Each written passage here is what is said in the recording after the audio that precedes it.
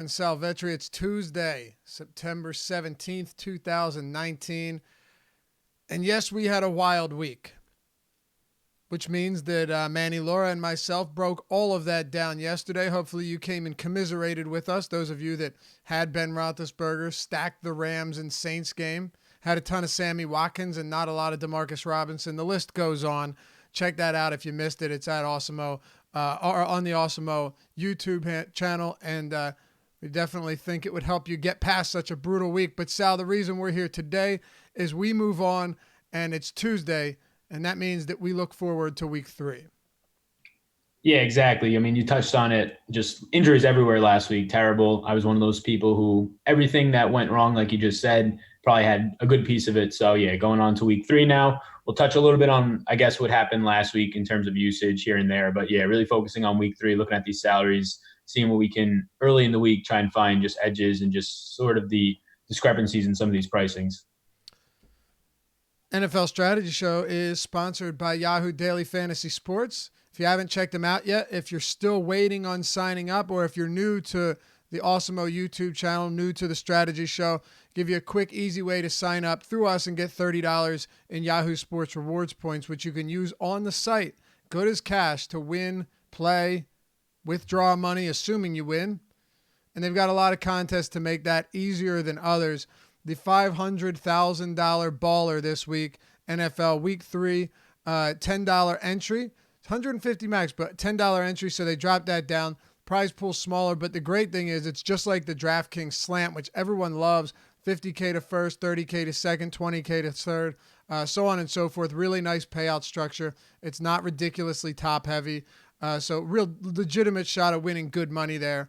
Then the $25 100K, 10K to first, guaranteed. 4K to first for the $1 too. It's a solid contest if you're playing with smaller bankroll, $1 to enter, 25K prize pool. And then, of course, some no entry fee contest, which means all of the money that you put into it gets paid back out to the players. Single entry, no fee, 6K, $3 to enter, and a huge free roll that's going on throughout the year that's paying out good money. And at the end of the year, top cumulative score wins a really, really nice amount of money. So check it all out at Yahoo Daily Fantasy Sports. The quickest way to sign up and get those $30 in Yahoo Sports Rewards points, go to awesemo.com, click the MLB tab. You'll see the Spotlight Hitters article. I can't post the links in here in chat, so this is the way we have to do it. Go to the Spotlight Hitters article, or you can just search it. It is a totally free article, and the link is right at the top. Click that. It'll redirect you to Yahoo. You sign up, get your $30 in Yahoo Sports Rewards points upon depositing, and go win some money in week 3. All right, Sal, let's jump into it, man. We're not going game by game. We're taking a look at salaries today, as we do on every Tuesday. Let's start with quarterback, and as we come across some interesting pieces of news, anything that we think is relevant from last week for this week, we'll hit on it. But first, we will start off with a significant piece of news. Daniel Jones has been named the starting quarterback for the New York Giants. It looks like Eli Manning's tenure with the Giants, at least in a starting capacity, has finally come to a close. Daniel Jones starting at quarterback going forward for the New York Giants. Yeah, I mean, the news just broke recently. It makes sense. I didn't think they were going to do it. They said beginning of the year that they were going to do it once they're out of contention, which really didn't make any sense to begin with. But that happened quick. Yeah, that happened quick, they seem, right? But yeah, I would say an interesting spot for him to be starting in when now, I mean, even Cody Lattimore is down at the wide receiver corps. So yeah, see what the kid can do. Week 3, I guess it seems early, but just based on what we were getting from them to begin with. But I'm excited. It's definitely a bump up for this offense, especially after looking at what Danny Dimes did in the preseason. He was by far the best quarterback in the preseason, lived up to or exceeded expectations. He really didn't have low expectations from a lot of people. So he looked fine. I'm excited to kind of see now what's going to be going on with the Giants and see if they can win some games. Yeah, I doubt it, but it'll definitely be they'll definitely be more competitive than they were with Eli. At least you'd have to think. I mean, even with a rookie quarterback in there, Eli Manning just has nothing left in the tank. And it was evident. It was holding everyone back in that offense, especially guys like Ingram and Barkley as well. But the quarterback position this week is, at least in my opinion, loaded with options that are really going to have you making some tough decisions. I just did a, not a cursory look, but went through it. Neither of us have done, our full research yet this week because we're still, trying to pull stuff from week 2 and apply it going forward. But just a quick look of the guys that I think are viable this week. I came up with 1, 2, 3, 4, 5, 6. I came up with 9 quarterbacks that I could see.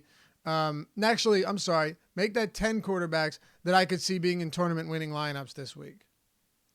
Yeah, I think I had the same kind of idea. It's similar to week 1 where there's so many ways you can go because of pricing and just situations. But I'm probably in that wheelhouse. I didn't have like an initial pool. But yeah, in every single price range, especially the low end, I mean, we're going to be getting quarterbacks throwing probably 40 times that are below $5,000 in a handful. So yeah, especially in the cheap range and like 5,500 and below, there's just so many viable, like you said, GPP plays and even some cash plays that stand out. Yeah, quarterback's really deep this week. It really is. Tomorrow, Chris Baggs and I will discuss early ownership and see what we're getting there. But you've got Mason Rudolph starting in place of Ben Roethlisberger, who's out for the season with that elbow injury, going in for surgery soon. You got Teddy Bridgewater starting in place of Drew Brees, who is also injured after that Aaron Donald hand-to-hand odd-looking injury that was. But now, he's expected to go in for surgery out. I think we're expecting 4 to 6 weeks. He is going in for a second opinion, though. And then you've got Daniel Jones as well. So I just want to work from the bottom up here for a specific reason, and that is to try and gauge if it's worth playing the cheap guys this week from that, sub 5 or 5K or less range, from Daniel Jones against Tampa to Mason Rudolph against San Francisco, Teddy Bridgewater against Seattle. What are your thoughts on these cheap quarterbacks getting these starts? Yeah, the thoughts on these guys, and if I had to just like quickly touch on the ones that I like the most, I mean, I want to see what Teddy Bridgewater looks like when he has a week of game planning around him in the offense. Like, he's been there for a while. He's gotten a lot of first team reps, especially in the preseason, but it surely has to be better than what we saw on Sunday. So I'm excited to see what that looks like. But the one that I probably have the most upside in is Mason Rudolph. I think early on he was just getting slack. Or at least yesterday, people just really putting down his name in terms of being a starting quarterback. But this is the guy they drafted for presumably, possibly this year when there was rumors of Big Ben retiring, and definitely for next year, it seemed, to be the quarterback of this offense. So Rudolph looked fine in the preseason, looked great in college. So I actually, at 4,800, like him the most. I think he has the most viable pieces around him. James Washington, somebody he went to college, I believe a roommate with him in college. And then you have Vance McDonald out there on 90% of the snaps, Juju. So I think he has the best overall situation. Daniel Jones, I think, is the best quarterback of all of them, but the situation is just rough. I mean, I know you have Saquon and Ingram, but really nothing on the outsides at all. We'll see with Sterling Shepard if he's going to be out of the concussion protocol. But I think Mason Rudolph early on out of those three would be the one that I can see the most being in a tournament winning lineup.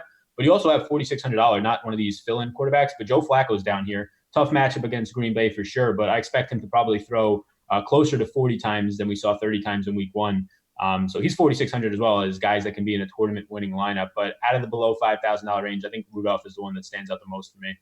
Yeah, that Green Bay defense has looked ridiculously stout over the first 2 weeks. I'm buying into it, man. I am. I from everything I've watched on this Green Bay team, there's not a lot that tells me that they haven't completely retooled.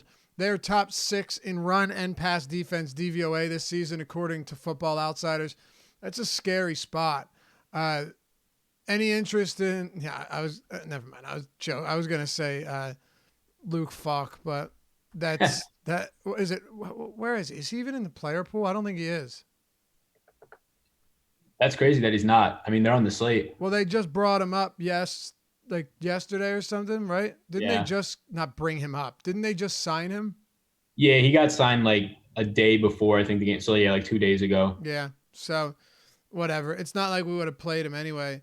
But his position's got so much, man. You have Josh Allen coming off a strong performance against the dreadful Giants team, and then you have, of course, Jameis Winston facing that Giants team in Tampa Bay. Look.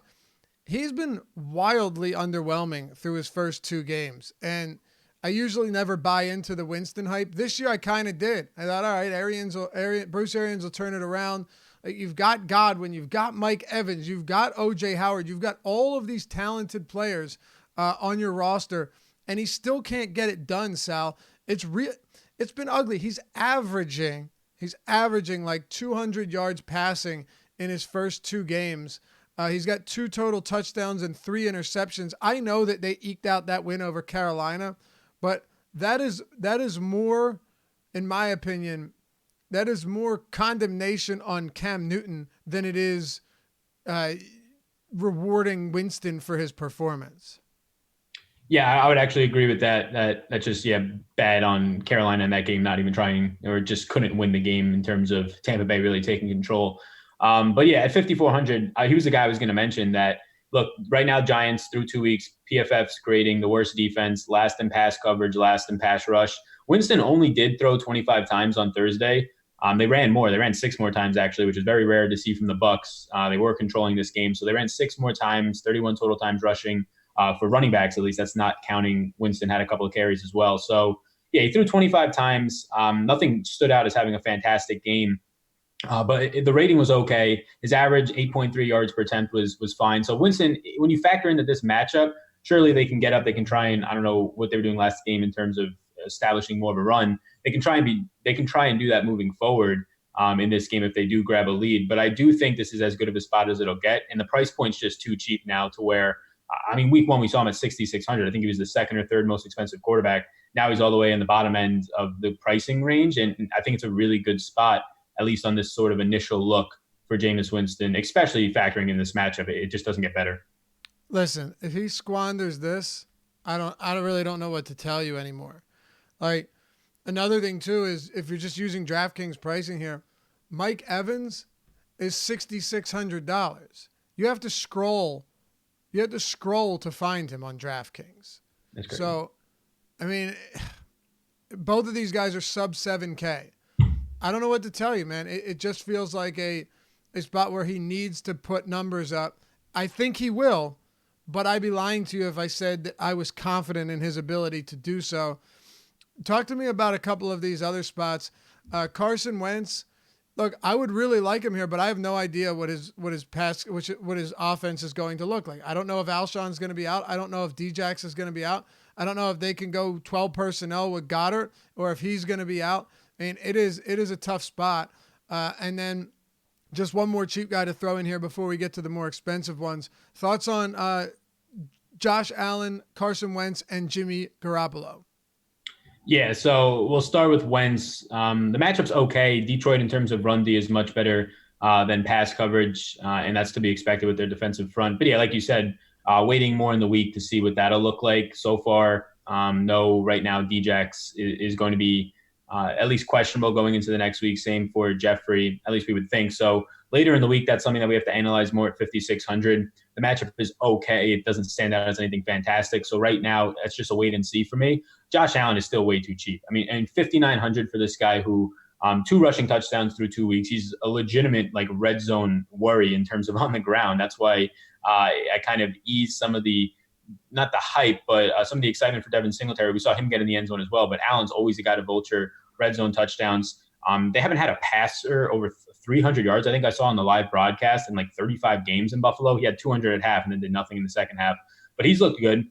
He's a dual threat in terms of on the ground and with his arm. He can make mistakes, and it doesn't really matter, just the way that he puts up points. And he's facing Cincinnati, who, once again, it seems like they can't solve anything with their secondary. All year last year, it looked bad. Week 1, it didn't look great. And then you get last week, it just got absolutely torched. So Josh Allen, I think, is a very good play below the $6,000 range. We see Jimmy G now priced above Aaron Rodgers, which is I guess not surprising for how the season has gone so far. But Jimmy G was very just efficient against that Bengals secondary last week. He didn't have a ton of pass attempts, just missed 300 yards passing. I think he was at 297, 3 touchdowns. We saw Pettis get on the field more.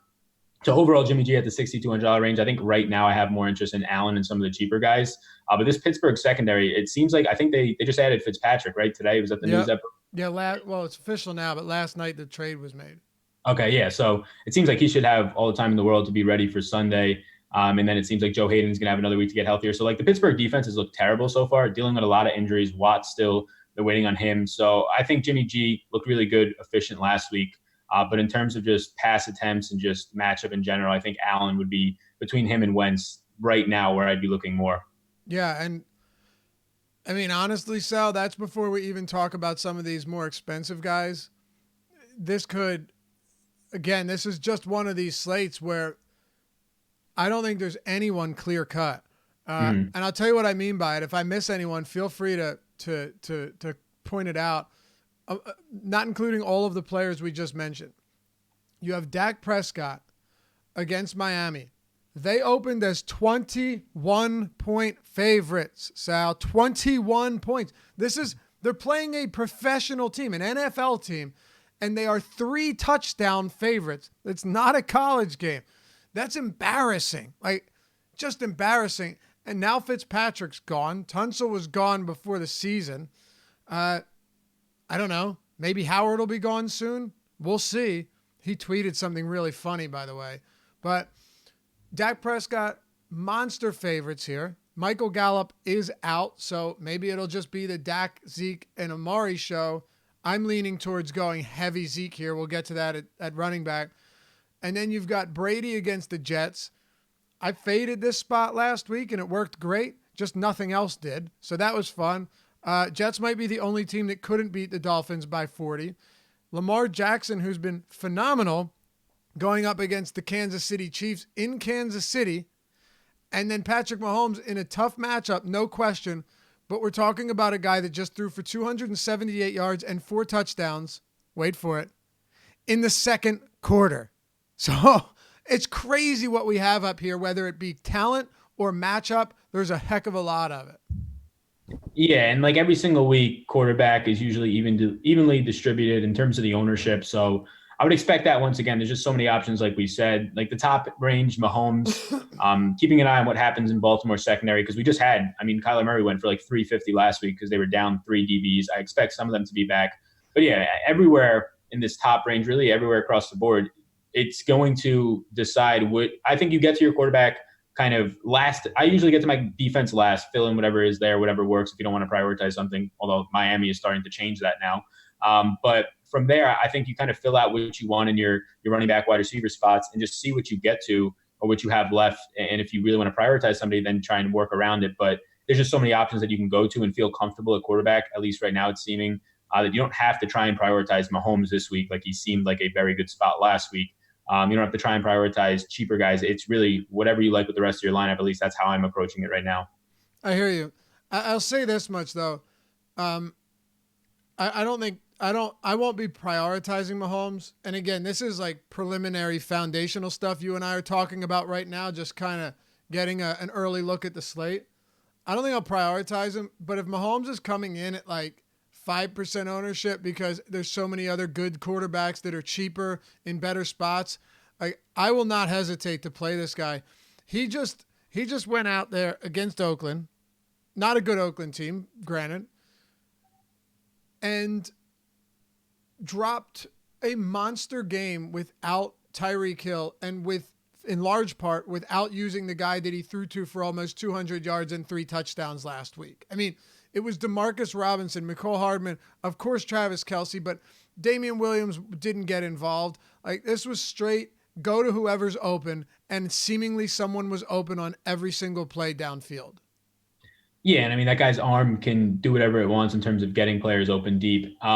It's even going to be better, and the ownership is the big thing, like you said. If this is a week where finally we see like sub-single digits really ownership on Mahomes, because we haven't seen that in a while, then yeah, at 7,600, especially because Baltimore is going to probably be down at least like Tavon Young and potentially Jimmy Smith. It might be an even better spot for Mahomes or similar to last week. We saw Christian Kirk and Larry Fitz both go for 100 plus against this Ravens banged up secondary last week. Yeah, I know, man. Okay, let me ask you this before we go to the running back position. Right now, who do you like most at quarterback? I know it's a tough question because I could give you Dak, I could give you Lamar, I could give you Mahomes, I could give you Josh Allen, Jameis Winston, Mason Rudolph. What do you got? Yeah, if I had to say one name right now, it's probably Jameis, just at 5,400 with that matchup. It's scary, but it's probably just building more so towards tournaments and just knowing that I'm going to have $1,000 at least extra for my other positions. Look, I don't disagree with you at all. He is too cheap, no question. But it is a terrible feeling. He's got to turn it around. He has to turn it around here, man. He absolutely does. We'll find out, surely, one way or the other. Let's talk running backs. At the top, Saquon Barkley, Ezekiel Elliott, who encouraging yesterday or last week, 76% of snaps, up from 54%. His carries went from 13 to 23, I believe. Yep. So yeah, that's all very encouraging stuff. It's not like either of us didn't expect that to happen, right? Pollard went down to 4 carries, but and look, honestly, I don't factor this into my decision making, but there is a legitimate chance that by midway through the third quarter, Ezekiel Elliott is completely out of this game. Yeah, I think that's like the main concern in terms of being up at that point, 30. The main concern is if Zeke just steps out with over a quarter and a half to go, especially at that price tag. You need as much volume as you can get. But I think it's obviously a fantastic spot. I mean, you're talking home favorite of record setting numbers here with 21 and a half at some spots now as a running back. So it looks fantastic. The only concern you have is, does he play a full game?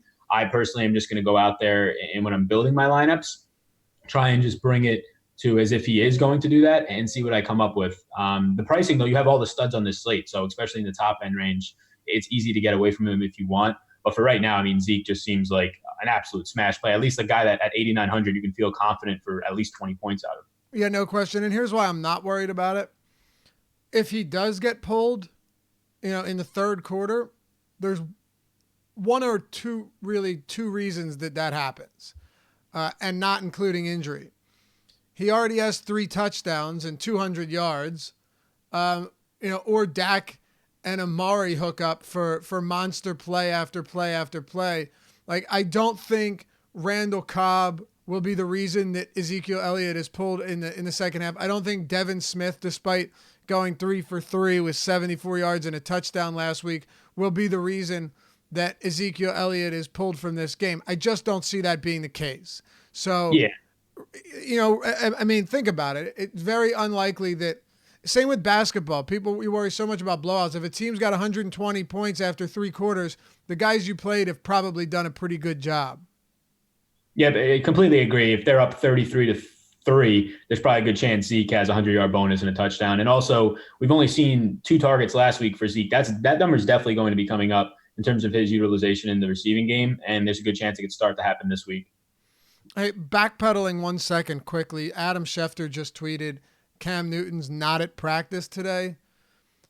I don't want to say that sounds ominous because it's only Tuesday, but it's probably not what people were looking to hear, especially if you're someone that has Cam Newton in your seasonal leagues. With how dreadful he looked last week, I wonder if something's going on there. Yeah. I don't know. That's all he tweeted. Nothing about getting a specialist or something. Just Cam Newton is not at practice today. ...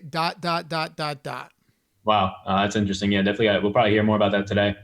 So moving back to running backs, Christian McCaffrey with a uncharacteristically terrible game against the Tampa Bay Buccaneers.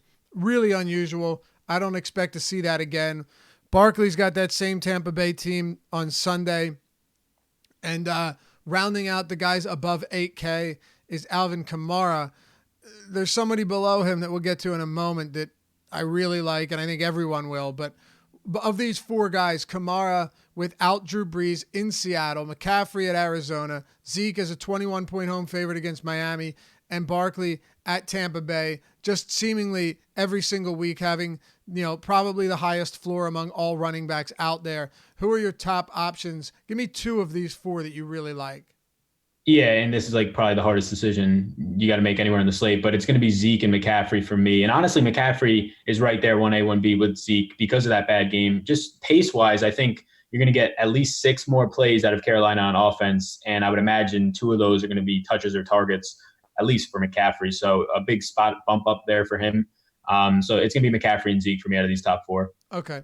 Yeah, the pace definitely plays a big role here. And I don't disagree with you, but man, it's going to be really tough to not have Saquon Barkley, at least some Saquon Barkley here. I think Daniel Jones entering the mix can't hurt him, right? I don't know if it'll help him immediately, but it's not going to hurt him. And he's just so involved. He does everything on this football team that, and so does McCaffrey for what it's worth. But, it's always scary not having Barkley. He's playing, 85% of snaps as a running back, which is really absurd. There's so much to like about him against Tampa Bay, who's shown absolutely nothing through 2 weeks. And again, more of an indictment on Cam Newton than it was compliments on Tampa Bay's defense. If you watched Cam Newton last week, he was overthrowing DJ Moore by 100 feet on, 12-yard routes. Yeah, and that was like 2 weeks in a row. There's something off with Cam, so we'll see what happens. All right. Well, Dalvin Cook at home against Oakland, arguably the most impressive running back we've seen this season, breaking off long runs, got 3 touchdowns, 265 yards on 20-plus carries in each start. Even though Kirk Cousins threw more than 10 times, which was expected, he still only threw 32 times in a game that they were down 21-0, Sal. So that doesn't encourage me much in the passing game. What it does tell me is that Dalvin Cook's just going to continue to get loads of work. Yeah, exactly. I was actually going to say that they were trailing most of this game, and they were still able to have success running. If they kept running, they'd probably win that game. Cousins had a terrible interception in the end zone when Cook pretty much took them right down the field again. So, yeah, he's at home in a very favorable spot against Oakland. We have now seen, after seeing some more pass attempts, him get more looks in the receiving game, which is great. This guy's going to be priced probably, if not after this week, in the 8K range. So it's hard not to like him. The 7K range this week, for me, is just there's only 3 guys, but all 3 of them are just in just fantastic usage spots and just overall spots. Yeah, all right. So we both agree Dalvin Cook is in a really good spot. Probably going to disagree with you on Le'Veon Bell. I loved what I saw from him yesterday, not from an efficiency standpoint whatsoever, but the guy was playing like, I tweeted this, like he was in the Super Bowl, like he was in a tie game in the Super Bowl. I mean, the amount of effort that he was giving late in that game, people want to call it stat padding. I don't care. He looked like he actually gave a shit. So nice to see that he got paid and he's actually doing everything he can despite being on a terrible team, to make good on that contract. But volume or not, if Falk's going to be in there against the Patriots, I don't see the need. I don't see really any need to go there when I was a similarly priced Dalvin Cook. Even if he gets targets, the efficiency should be next to nothing. And I have serious concerns about it, but tell me why you like Bell. Yeah, so in the 7K range, I agree. Cook's a better play. And so, in my opinion, so is Eckler. We saw 31 touches out of Bell. And once Folk came in, you still got pretty decent play out of Folk. You're going to get a lot of touches just quickly to Bell in the receiving game. The main concern is that, yeah, they are facing Bill Belichick. He's going to do all that he can to just absolutely isolate Le'Veon Bell. But if you're telling me that, once again, like leading the team in terms of routes run out of the backfield, and he's only 7,000, so mainly pricing play here, but just coming off of a 30-touch game, I would expect around 20 touches, still saw 90% of the snaps. It's just so much usage for a guy who doesn't look like he's missed a step after not playing for 20 months. So with all the guys above him, just in terms of Eckler and Cook in this range, and even Kamara just touching $1,000 more, probably going to get better spots for them. But Bell's usage might, by the end of all of it, still might have the most touches. Okay. Yeah, so above 7K, man, Elliott would be my number 1 just based on how that game should go. McCaffrey, Barkley, you do what you want with them, but it's going to be tough fitting both in the same lineup. I'd say in terms of like cash, I could see if you're paying for 2 of them being Elliott and Dalvin Cook. Yeah, I agree. If you're paying up, then Dalvin Cook and Elliott are probably going to be in a ton of cash lineups. And then I'm not shocked, and personally just seeing like Austin Eckler's name there, still not as expensive as he should be. Still seeing another 73% of the snaps last week, and his touches went up to, I think, 23. Yeah, look, the type of volume and work that he's seeing in that offense, now you're without Hunter Henry, is special. And you know what? I wasn't that high on Eckler earlier in the year or before the season started. I've changed my tone entirely. Like, I still think he's going to have some pretty inefficient rushing games. Feel pretty confident about that, actually, because his biggest skill is in the passing game. But hell, if he's getting 6 to 8 targets every day, it doesn't really matter. So I'm with you there. Uh, Look, below 7K, you only have, well, in the 6K range, Melvin Gordon's not playing, of course. You have David Johnson against Carolina. James Conner, who's questionable, said he's confident that he'll play, but we don't know. Players always say that and end up being inactive. You have Aaron Jones, who bounced back in a big way after an ugly first start against the stout Chicago defense. He went 23 for 116 and actually caught 4 of 6 targets, which was pretty encouraging as well. Playing with the lead, of course. And then Sony Michel against the New York Jets finished with a respectable 85 and a touchdown last game, but lost a fumble and still only averaged 4 yards per carry. That's your 6K range, Sal. Yeah, the 6K range is just, I mean, guys, potentially, it seems like David Johnson's good to go though with the wrist, but working through injuries, waiting on some news. Yeah, I think Aaron Jones is the one that stands out. Denver, though, through 2 weeks, top 10 in rush defense. Jones, those 23 carries were a career high for him. They lined him up as a wide receiver, which was good to see. Still only played 58% of the snaps, but when he was out there, he was pretty much touching the ball.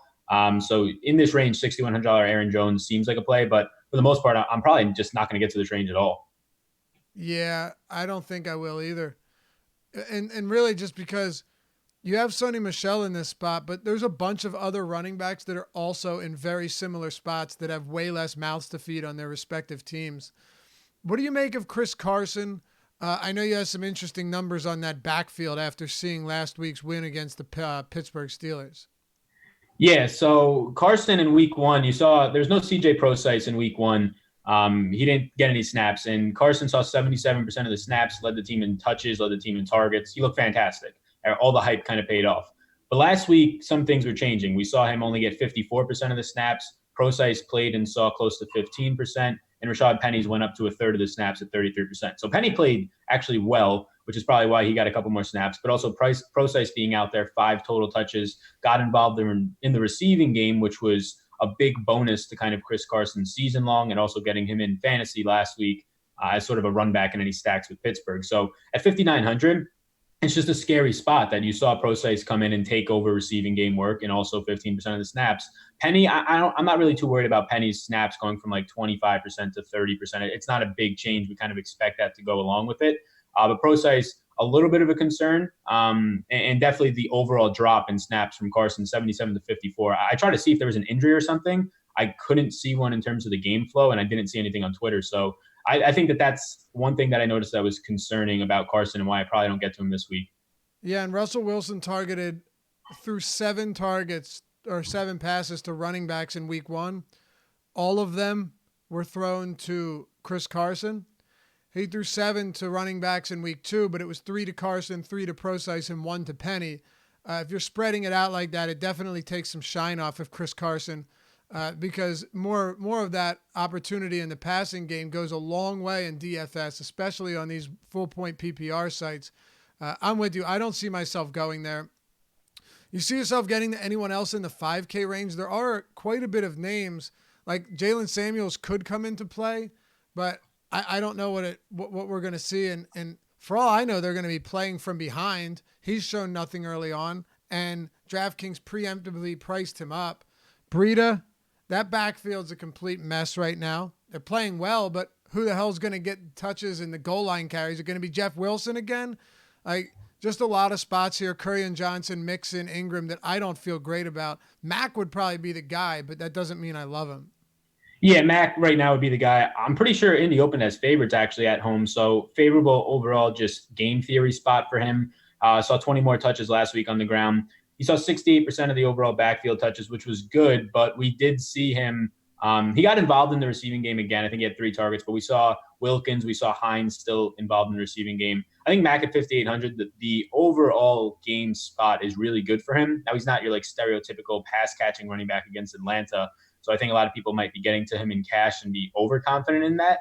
But it's still a good spot, especially given that really once you go below Le'Veon Bell, like everybody is in some sort of split with another running back, or like you said, San Francisco with multiple running backs.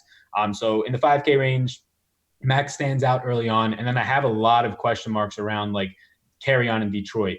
Josh Jacobs in Oakland, Matt Breida, you said, played less than 30% of the snaps, played very well, but that's not something that's going to sustain if that's the split that you're going to get. So really just Marlon Mack below 6K. Even Mark Ingram is starting to get into sort of a three-headed backfield. Ingram, 58% of the snaps. The rookie Justice Hill saw 20. Gus Edwards also saw 20%. So when you're looking for just overall volume down here, I think Mack's your best bet for trying to see that 20 touch mark. Yeah. Do you know what the Jets' implied total is? No, I don't have any. Guess. Just take a guess. Oh, you know it. Oh, yeah. So let's go with 20 and a half. The Jets? Yeah. 11. 11 implied total? You can't play Lev Bell this week, my dude. 11? 11? 11. It's 11. Their implied I was gonna say 16, and then because I was like the lowest last week, and then I was like, nah, come on, they got something at least. Wow. Yeah, no, 11. The Dolphins are 13. Yeah, Patriots are 22-point favorites. The Cowboys are 21.5-point favorites. So, I mean, my God, that is just brutal. Two terrible teams. I actually can't wait for them to play each other. I will watch every minute of that game, every single minute of that game, just to see how absolutely embarrassingly disgusting it is. So there you have it. 11-point total. Unbelievable, man. Talking about value, though, at running back, I came across a couple guys. Nothing stands out that much, but I think there are a couple spots where, first of all, Damian Williams is questionable. LaShawn McCoy doesn't have any extreme damage after getting that MRI on his ankle, so that's good. But it's also not a great matchup. Darwin Thompson, if you did want to play him, is $3,000, which on DraftKings is the bare minimum at the running back position. And then you've got Peyton Barber against the Giants, Frank Gore assuming Singletary's out. This doesn't mean I really like these guys, but just potential volume plays at discounts. Duke Johnson's price tag has fallen through the roof. What are your thoughts here on the cheap backs? Yeah, so yeah, like you said, like not much interest in really any of it. I think that somebody who stands out, and again, as I pull up their game log, again, they like still looked really, really good in terms of most start. Like whenever this guy touches the ball, 4,700, he's in that backfield that just looks gross with now Jeff Wilson also back there, but he did lead all the touches or at least snaps. 47% of the snaps look good when he touched the ball. In terms of GPP, $4,700 is to the point where he's probably fairly priced.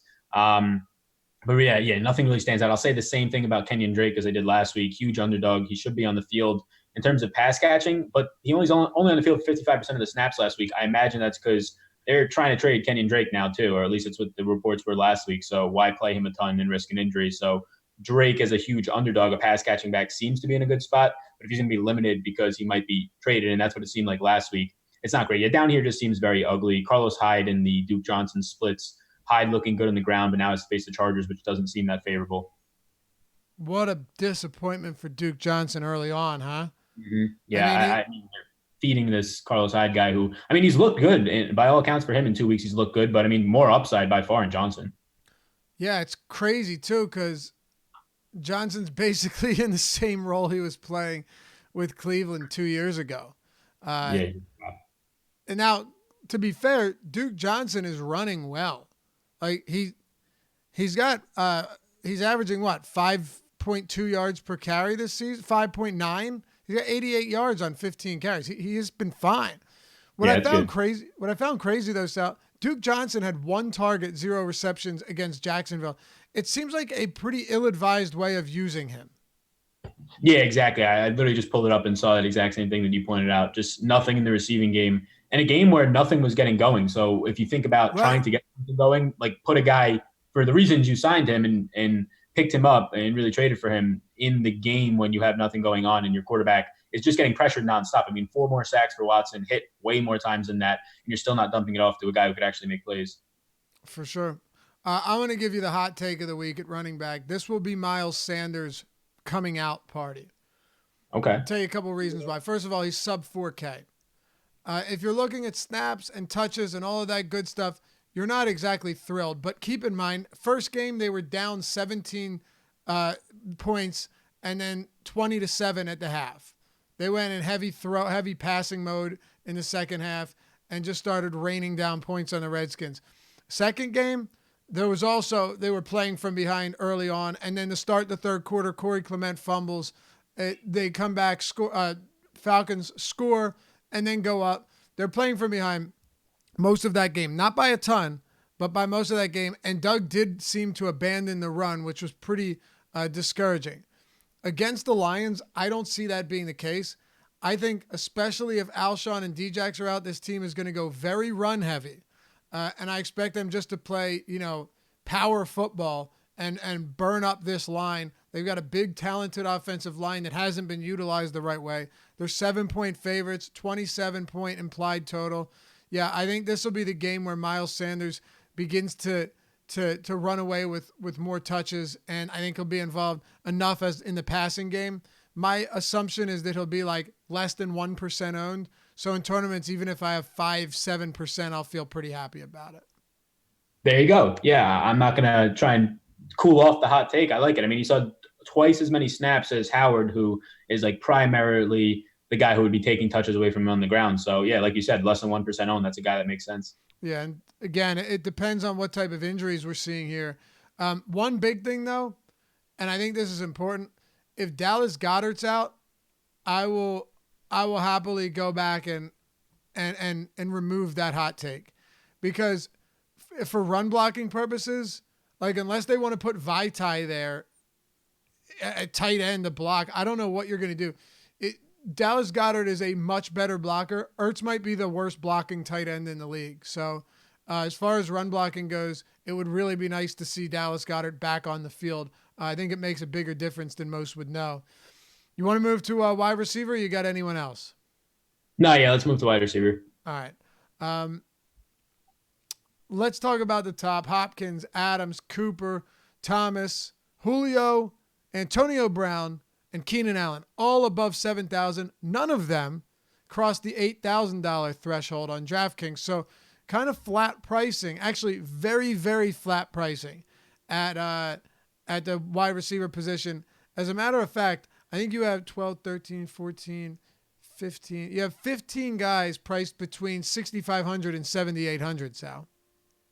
Yeah, it's very interesting. And I think there's some guys right on that $7,000 mark that just have broken price points. And starting out all the way at the top, Hopkins is always a guy. Last week, kind of a dud. Last week, if you watched that game, though, the Jaguars, who I didn't think were going to get much pressure, or as much pressure as they were going to get against a bad line, they were going to get some, but just no time for Watson at all to look deep. So that's a concern there for Hopkins' overall ceiling, especially priced around these guys. And just that was my biggest concern about Will Fuller. I voiced it on Sunday as well. I'm with you 100%. Like, he needs time to throw deep, and at least Hopkins can be used all around the field. When Fuller's big plays come, they're usually downfield. Yeah, exactly. So that's a concern there. And when you're talking about just so many guys in this price range that they're all studs for the most part above the 7K range, I kind of go closer to that $7,000 price. The ones that stand out for me are Julio and Keenan Allen. I think Keenan Allen's price is just completely broken by like $800. Dude, it's definitely broken. I don't see how Julio can be priced there. It doesn't make sense. Again, I've said it, I think, every week. I have respect for the Colts defense. I don't think this is a bad defense. I really don't. But Julio is also a man amongst boys. He's a pure monster out there, and he's going to get his, no question. Matt Ryan loves this guy. Double-digit targets in each of his first 2 games. He's got 3 touchdowns already on the season, man. It took him till like week 16 to do that last year.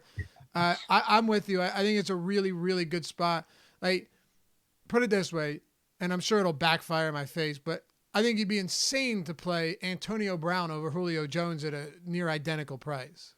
Yeah, I agree. And also, I mean, Brown last week, he got fed like 8 targets when he was on the field. There's a big reason he only saw 33% of the snaps, though, like less than Philip Dorsett. I mean, the blowout's a reason why, but they did actually limit Brown just when he was on the field. Brady was just throwing his way. But yeah, I agree with you there that Julio just looks like the much better play. The Jets secondary, not that great at cornerback, but still, I'd rather Julio for $200 more any week. He should be probably $1,000 more. Yeah, look, again, the only reason I say that is because there's still Edelman and Gordon and James White, and there's Devontae Freeman's looked terrible. Austin Hooper's not going to, take food off of Jones' plate. It's him and Ridley, man. So I just give me the volume, give me the guaranteed volume any day of the week. That's just how I feel about these spots, and I don't really think it's wrong. By the way, Dov Kleiman, NFL, what is he? He is, I don't even know what he does, but he's at NFL_Dov Kleiman on Twitter. He is verified for whatever that means anymore. Jets star safety Jamal Adams has unfollowed the Jets on Instagram and removed him from his bio.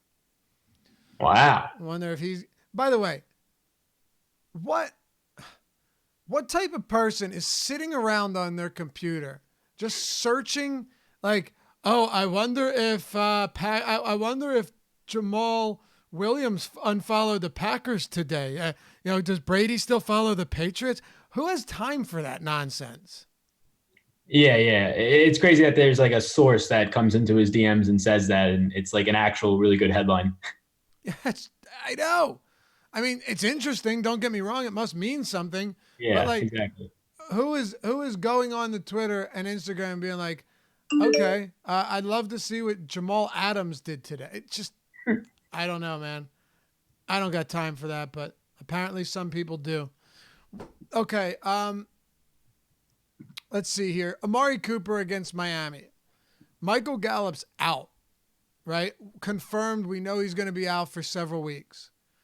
Well, that means that you have Amari Cooper. You've got, what is it, Devin Smith, I think, right? Devin Smith. Yes.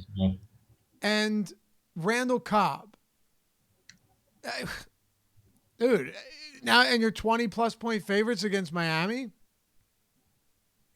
Yeah, this is, I mean, it's a great spot for Cooper. I mean, the only thing, if you want to poke holes in the guy, is that he's probably going to be shadowed by Howard, who is a very good cornerback in the league. And then you have, just in terms of getting ownership to one Dallas wide receiver, you have Devin Smith being extremely cheap, who won't probably have Howard on him. But yeah, Cooper's probably going to see double-digit targets. And like we said earlier, these guys who are starting, it's not like the NBA where they can actually get pulled at the third quarter. But even then, still produce. Like this, if they're getting pulled in the fourth quarter, there's a really good chance Cooper finds the end zone again, or at least has like 130 yards. The matchup is difficult, especially that he's priced at 7,500 with Julio, with Keenan Allen, and all these other guys, AB around him. But there has to be a ton of interest, especially with that team total. Yeah, I agree with you. I also don't disagree at all that it's not perfect outside of, the line and the total and everything, which is why I really like Zeke here. I feel like Zeke is your best option in this game. And then, like you said, Devin Smith, it's not a crazy option. Granted, he only played like, I think 26% of snaps last week with 3 targets, but that was with Gallup playing 67%. And also, being involved in the first 2 weeks. I think Gallup, how many targets did he see last week? Gallup saw 8. He led the team in targets last week. So, that takes a big chunk out of what we expect to see going forward. And I think, let's see, 13, 19, 100. So that means his market share was, wow.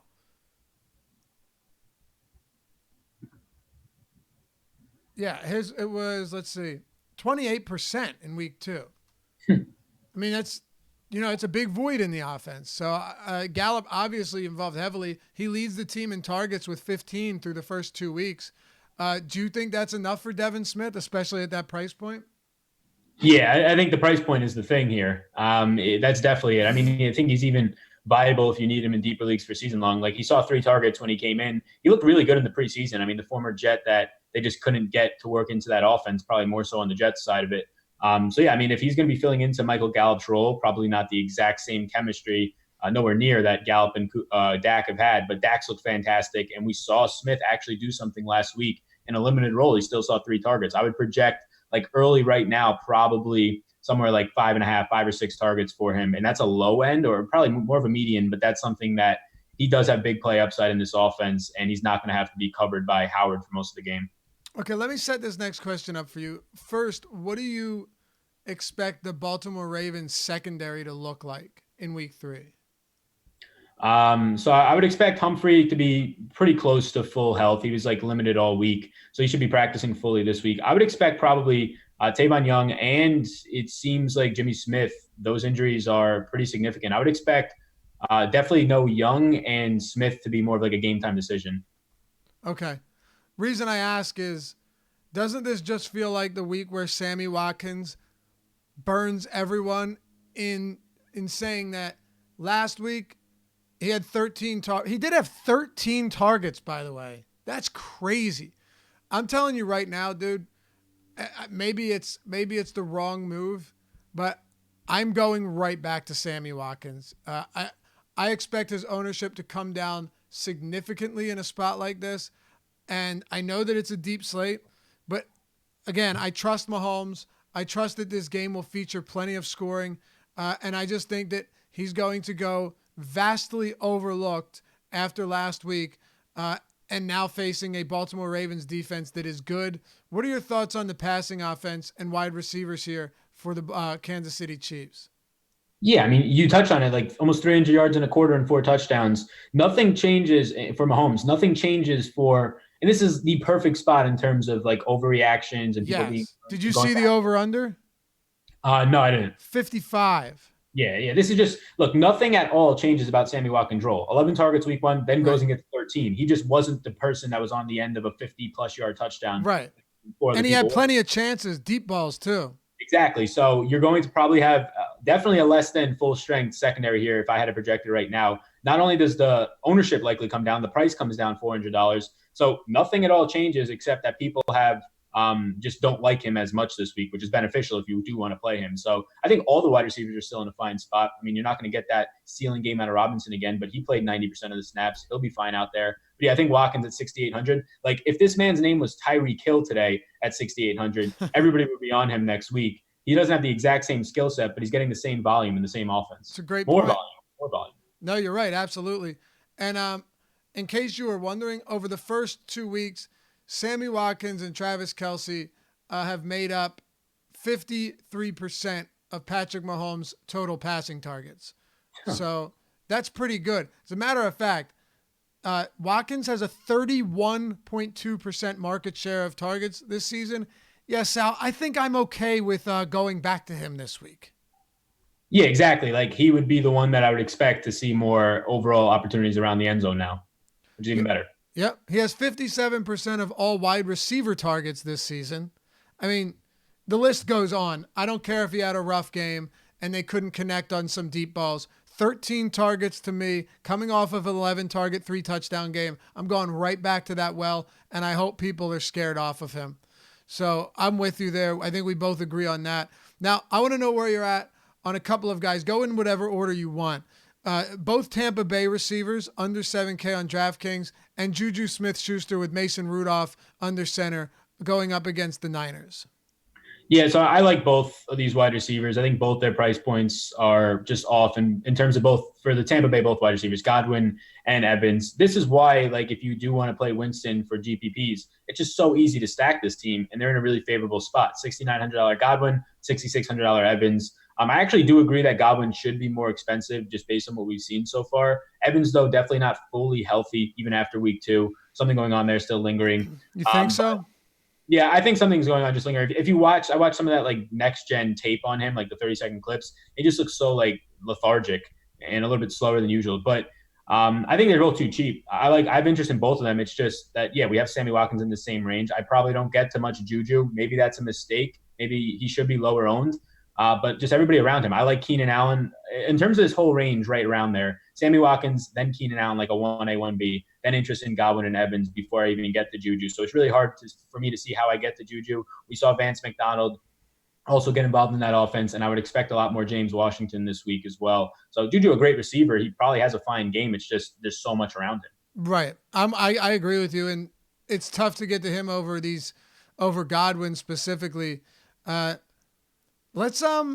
Well, okay, wait. Before we get to this, because I got some fun stats to talk about. Is there anybody else above 6K? And is there any interest in Minnesota's passing game? So, I mean, we saw Thielen take on a lot more snaps and a lot more routes run last week. We saw Diggs also come up looking healthy. He should have had 2 touchdowns. But if I'm getting to this game, it's going to be Dalvin Cook. They're underpriced for sure, especially Diggs at 6K flat. It's worth a look. when he goes deep, that is Cousins, he's going to be looking for Diggs. He did it about 4 times in that game, connected on one of them. But not a ton of interest. Tyler Boyd's usage is just insane, but he's probably going to have to face White this week because he's seeing a lot less slot usage than he did last year, but still just being utilized in a fantastic way. So slight interest in Boyd, slight interest in Diggs at his price point, but not as much as that upper 6K range. Okay. So here are your leaders in routes ran this season. I'm going to give you the top 4. Tell me what they have in common, Sal. Larry Fitzgerald. The second one, you'll like this. Demir Bird is second in routes run this season. Curtis Samuel and Christian Kirk. Can you tell me what 3 of those guys have in common? Yeah, they play on the same team. Good job. Yeah. All of them are on the Arizona Cardinals. I know that they played an overtime game, but this fast-paced offense it's not, this wasn't just here, expected to happen and never came through. No. They are playing at a ridiculously fast pace, and their 1, 2, and 3 receivers are 1, 2, and 4 in snaps played or routes run this season. 21 seconds per play is easily the lowest time in the league. It's really crazy. My question to you, Sal, is how do we evaluate that? Like, do we just say, screw it, there's so much volume here that these guys need to be considered? Oh yeah, 100%. And like, they're going to just get fed targets because there's so many more plays. Like, Christian Kirk reminds me so much of what 1, Calvin Ridley, and 2, Tyler Boyd last year. Like, it took like 4 to 5 weeks for their price to correct. He's still only $5,000. I like him more than sort of like a Fitz just overall in the offense because he actually has upside. He's been tackled on the 1-yard line twice already this season. So even potentially bigger games, and that's probably why his price point is too low. I do think, like, to answer the question, yeah, I do think there's actually something behind this. They're running so many plays out there, and they're not even, like, they're using David Johnson as a receiver. Like, he didn't even run last week. So they're running plays and they're passing. Like, that's all that they're doing. So this reminds me a lot of the Cardinals, like, years back when they had 3 1,000-yard receivers. There's just so much volume going around, and there is talent still in Larry Fitzgerald in terms of what he can do in the red zone in the short yardage, and then definitely talent in Christian Kirk. And Demir Bird is $3,000 this week, 7 targets in each of the first 2 games. I know. It's somebody I wanted to talk to you about because I don't think he's particularly good, but that might not matter, right? He's got 7 targets in each of his first 2 games, as you just pointed out. That's nice to see. He's literally ran the second most routes in the league, which, if anyone's wondering, maybe you're new to football and you don't know why that matters. Well, I mean, Sal, it matters because when you're running routes, you at least have an opportunity to get the ball. It's the same thing with minutes in basketball. If you're on the court, you at least have opportunities, even if you're a low usage guy, to grab some rebounds, to get a steal, to get some blocks. The opportunity has to be there before you can ever produce. Yeah, exactly. And like, the one thing that could potentially harm him, but I don't even know if it does, we saw Michael Crabtree come back last week, but that cut into all of really Keyshawn Johnson. They both saw in the 30s percentage of snaps, and Bird still held strong at 90%. So 93. 93. It's just insane. They're going to run so many 4 wide receiver sets, and it seems like they want to keep Bird on the field in 4 wide receiver sets, at least as of last week, over Crabtree and Keyshawn. Yeah, I hear you. It's really tough to get away from that. Talk to me about some value of receivers. And if, of course, you wanted to jump into that 5K range too, go ahead. Yeah, so one guy that just stands out, and I'm just skimming like through the 5K range. I mean, Calvin Ridley's been very effective. His snaps have not been, though, what you would think. Mohamed Sanu actually led the team in snaps for week 2, but he's just been very effective running routes when he's on the field. He's always somebody who, if you're not going to be playing Julio, you almost leverage against yourself by playing a Calvin Ridley in spots. McCole Hardman, we just talked about it with Sammy Watkins. He's too cheap. Had a 72-yard touchdown called back. He would be have way more interest this week if he catches that 72-yard touchdown.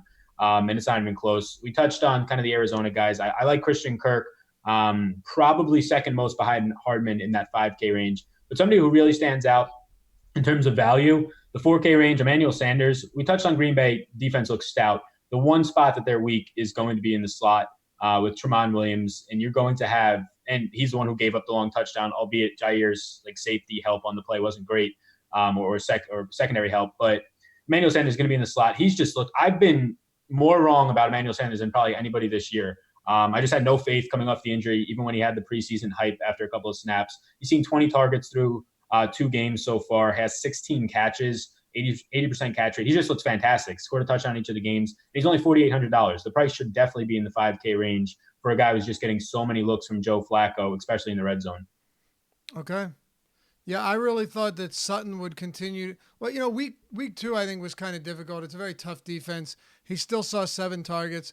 I'm not getting to Sutton this week. I think there will be opportunities where both of these players are viable, but yeah, it's kind of tough there. So, give me your favorite value play at wide receiver for week 3. So below 5K, we're going to say his value? Yeah, go. No, you know what? Yeah, I guess go below 5K because we even have guys down there like Devin Smith and Bird. There's a lot. So anything below 5K works. Yeah. So, I mean, without digesting this too much, it probably right now for me just has to – there's like 3 guys. I'll say Devin Smith just because of the price, but Curtis Samuel and Emanuel Sanders I do have a lot of interest in below 5K. And at exactly 5K, if we said at 5K as well, Christian Kirk's probably my favorite out of even including Devin Smith. Yeah, I agree with that. What about if Djax and Alshon Jeffrey are out? Do you have any interest in Nelson Aguilar or Mac Hollins? And who do you think gets the Darius Slay treatment? That's a really good question. We saw Darius Slay follow Keenan Allen into the slot quite a bit. And he was awesome last week. Yeah, he was. And if he goes there, I would imagine that he goes on Aguilar into the slot if that's where they're going to go and say is the number 1 receiver. I'm trying to get – oh, there we go. Okay, so Arcia Whiteside's 3,500. He played like 90+% of the snaps. So, yeah, both of those guys are out this week. I think Hollins is your more upside play at his price point at 32.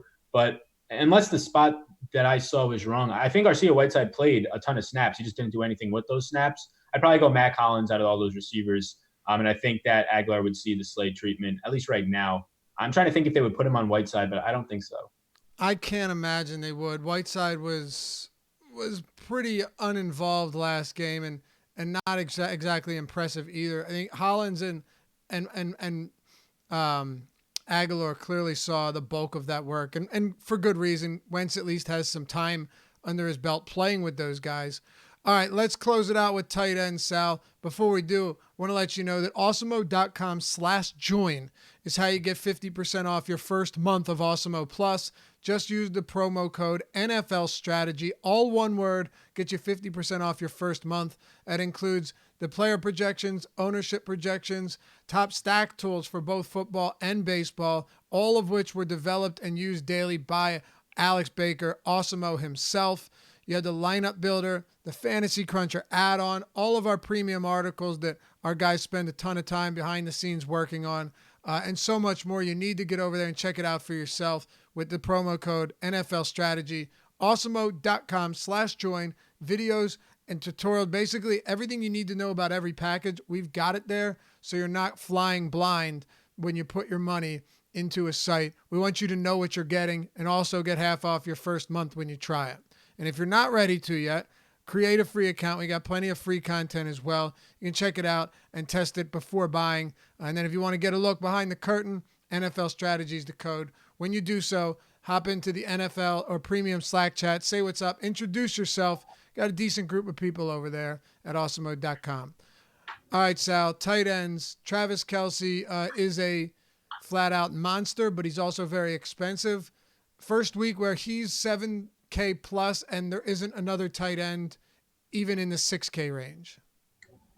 Yeah, I think that he's still like too cheap in terms of what he can do. Like if we just take off the tight end tag and say all these guys are wide receivers, he's right there in that Keenan Allen price range, and he's just as good of all of them in terms of a producer in this offense moving forward. So yeah, 7,100. There's never a reason, at least unless he gets like 8K, to never have interest in Travis Kelce week in and week out, because he is like a wide receiver 1 talent, and he's priced as like a low end wide receiver 1. Right. Yeah, I mean it's tough to get away from him. I don't think he's going to be necessarily a priority just because there's a lot of other options here. Is there anyone in the 5K range? Do you like Ingram here against Tampa Bay with Daniel Jones at the helm? George Kittle against Pitt? Go ahead. Yeah, sorry. So I was going to say Ingram would be the guy. I guess there's like some concerns in terms of like what this chemistry looks like for Jones. But if you just think about a rookie quarterback with a tight end, it seems upside. Ingram had the worst game you possibly can have as a tight end for how bad Eli Manning played last week. Yeah. And he still caught 6 of 8 balls for 48 yards. So like that's probably Ingram's floor, what we saw last week. Unless you get like Sterling Shepard and both Lattimore coming back this week. But even then, they want to prioritize this guy. The price point doesn't change on a guy who just had a floor game of 11 points. Yeah, I have a lot of interest in Evan Ingram at 5,200. He should probably be like a 6K tight end. Yeah, I think he should be, and he probably will be soon. You have Mark Andrews here. And I mentioned to you before the show, there was some really interesting stuff regarding this Baltimore team. In week 1, Marcus Brown played 14 snaps. In week 2, he had 13 targets. So he had 1 fewer target than snaps in week 2 than he did in week 1. Not only that, though, he leads the league in yards per route run. Not surprising. And he's averaging, this is crazy, he's averaging a target per every 2.5 routes run and every 3.5 snaps. So if Marquise Brown is out there on the field, he's probably getting targeted. But then you pointed out that similarly, Mark Andrews has not played a crazy amount of snaps, but he's also had a lot of targets. And he has clearly been one of the favorite options of Lamar Jackson early on. Yeah, like dating back to last year, he never broke 50% of the snaps in a game. Didn't do that week 1. Finally did it week 2, 53%. So he's not on the field a ton. And when he is on the field, he's being utilized. So like I was very much against Mark Andrews last year because he just wasn't getting usage. I thought regression was coming, but like he's running a ton of routes. So that's the thing. When he's on the field, he's making up for it because he's not blocking. He's going out there and running routes. So at 4,600, now he's becoming too cheap. And what that total is right now, and just seeing that this offense has had so much success in 2 weeks, albeit some fine and favorable matchups for them. But I still go Ingram there because I think it's just a stable floor and even a higher ceiling. But $4,600, like I'm starting to come around on Andrews after being, at least last season, somebody just screaming out that there's not enough opportunity there. But he's running around almost every single time that he's on the field. Yeah, and that's encouraging, no question. He's pretty good. He's pretty good. Now, I don't expect him to, haul in another 100% of his targets, but if he's seeing, 7-8 targets per game, there's going to be a lot of upside there. And I think I'll also point out that he faced Miami and Arizona, not exactly juggernaut teams defensively. Kansas City isn't either, though. Do you like the matchup? Yeah, for Andrews, I like the matchup. Just the way that they use him on Baltimore, it definitely doesn't make him matchup proof, but they use him out wide as a tight end. And when he's on the field, they're literally game planning around him. Defenses in the first 2 weeks were terrible. I think Kansas City's actually going to be better this year than they were last, but that's not saying much because the offense is just going to be so quickly on the field. It puts so much pressure on that defense. So I like the matchup for Andrews. Okay. Do you have any interest in any of these cheaper guys? Darren Waller's prices come up. He wasn't overwhelmingly impressive in week 2, but he still saw 7 targets, 6 receptions, 63 yards. Like he's going to have some big games. I'm pretty confident in that. I don't think it'll be this week against Minnesota though. And then once you get a little bit further down, like you've got Ebron against Atlanta. I'm not encouraged by anything I've seen from him and didn't expect to be encouraged based on Jack Doyle being back in the mix. O.J. Howard, I'd love to hear your take on him. He didn't see a single target last week. Not a single target for O.J. Howard last week against the Carolina Panthers. He played, this is the crazy part though, Sal, 92% of snaps. He was out there for 60 of 65 offensive snaps, didn't see a single target. Yeah, so I'll touch on Waller. I think is fine at 4,100, leads the team in targets through 2 weeks. He seems to be taking the place of Cook in this offense from last year, if probably a better version of that, honestly. So I think Waller's fine if you want to pay for it. And then, going down to this O.J. Howard in the 3K range. So Howard, played a ton of snaps. The concerning thing for Howard, though, is when he was on the field, he was only running routes on about half of his snaps. So he was staying in a ton. So when Bruce Arians has a quote that he's talented and should be playing better, he's also not in the same role as he was last year. So it's a little bit like head scratching for me there. But week 1, he was running more routes. Week 2, though, they completely came down. So that's the concern. Like if he continues to only run 30%, 40% of the routes that he's on the field for, like we saw in week 2, that's a huge concern when a guy like Cameron Brate's on the field for a third of the snaps and running almost as many routes. It's very worrisome, especially if you drafted him in like the 4th round of season long. Yeah, why the punishment? I don't get it. Yeah, it makes no sense. Would you go to him here if basically he's unowned? It's a very interesting tournament spot if you're stacking. Like I I would only would. go to him in stacks. Yeah, like if you're going Evans, like even and it's going to be probably low owned because of how bad Evans has looked and Howard has looked. Like a Jameis Evans and OJ Howard stack, it's such a small sample size of 2 weeks, albeit they haven't looked great. But when we consider what we thought of them this year after a 16 game sample, it's surely going to be better than what we've seen through 2 weeks. So going to sort of like a Howard, a stack with Tampa Bay overall, I think is very appealing in tournaments. All right, we'll get your values here, your cheap ones, if there's any punch. Before we do, though, when you head out after the show, if you enjoy it, you want to see more, you want to help support us at awesemo.com, help support our YouTube channel, hit that thumbs up button, like the video. It's greatly appreciated. Subscribe, hit the notification bell as well, so you always know when new content's going to drop next. We're just a ton of stuff in the coming weeks with football, baseball still in play, NHL coming up, basketball not far away. This channel is going to be popping, fellas. So make sure you got that notification bell hooked up and pushed so you know when all this content's going to drop each and every day. All right, Sal, are there any like real cheap guys? We talked Howard below 4K. Anyone else below 4K that you're interested in?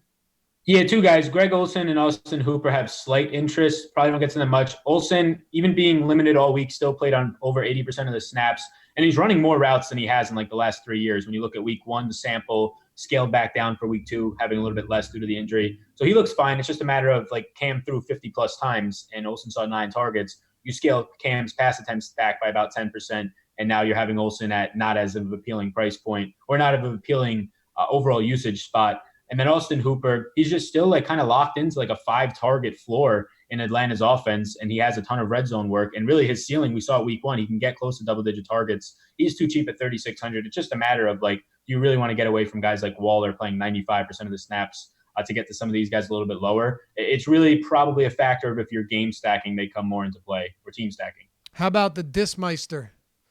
Yeah, sorry, what he got 2 touchdowns last week. I don't have much interest in that repeating. I think he did it like, didn't he do it like week one of last year or something too? Yeah, I believe so. Yeah, last week though, or this Sunday, he had 5 targets and 2 touchdowns on 50 yards. It's pretty good. He caught all the targets. Yeah, that's pretty good. Yeah. I don't have interest there, but that's interesting. By the way, I just want to reinforce my thoughts on Metcalf. I love this kid, man. Like he only caught 3 of 7 targets last game, but he caught a tough touchdown in the end zone. Had a long of 20. It was a 28-yard touchdown. I really think he's going to be good. I really like him. All right, Sal, before we get out, are you ready for some big news? Okay, yeah, let's hear it. All right, so, excuse me. So Adam Schefter tweets that Carolina GM Marty Hurney told reporters that Cam Newton informed the team of the aggravated foot injury after last Thursday night's loss to the Buccaneers. The team does not have a solid timetable for when Newton will be able to play, saying the Panthers will, quote, see how it goes, end quote. That is not promising at all.